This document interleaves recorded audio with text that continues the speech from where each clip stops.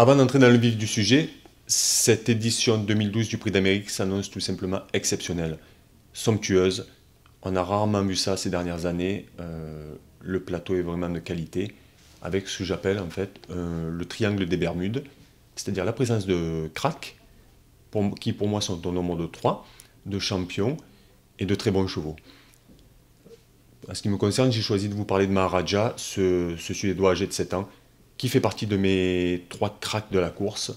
Le cheval a montré l'an passé qu'il était un cheval hors pair.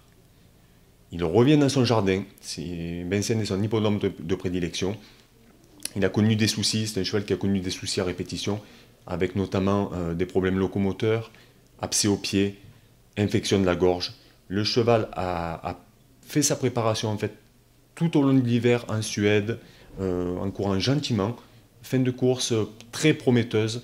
De retour dans le Prix de Belgique, le cheval a montré qu'il était revenu au top niveau.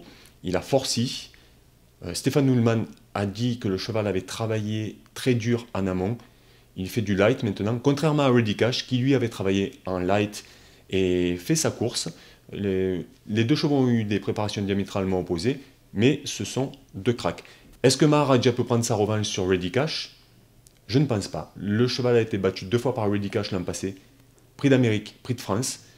Jamais 203. Je pense que Ready Cash sera une nouvelle fois devant Maharaja, mais Maharaja va lui donner une excellente réplique.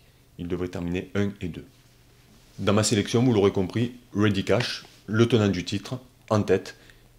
Je ne suis pas déçu par sa 3e place dans le Prix de Belgique. Le cheval a fait 3 gros efforts dans le parcours, peu commun. Un cheval normal, lambda, ne peut pas faire ça. Après avoir passé le peloton en revue devant les tribunes, 2e épaisseur néo-vent à la place du mort de Roch Mélois avant de placer un uppercut à ce dernier et ensuite de soutenir son effort jusqu'au bout. Il est 3e tout près dans la réduction de 1,12,8.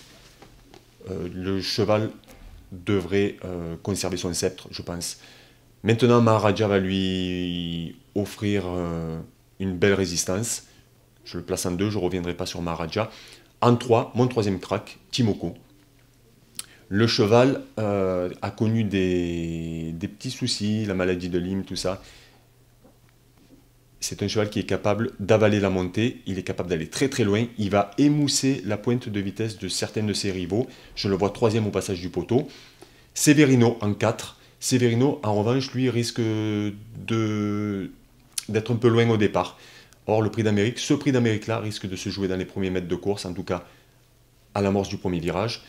Mais le cheval va en doubler plus d'un pour finir. Il possède un jeu de jambes exceptionnel. Je le place en 4 dans mon prono, devant Mainoisas, qui est un champion aussi. Pierre Lévesque en dit le plus grand bien. Il a toujours dit que c'était un cheval plutôt de tenue que de vitesse. Je le place en 5 dans mon prono. Derrière, c'est ouvert. Royal Dream, Lisa America, Roxanne Griff. La course est ouverte.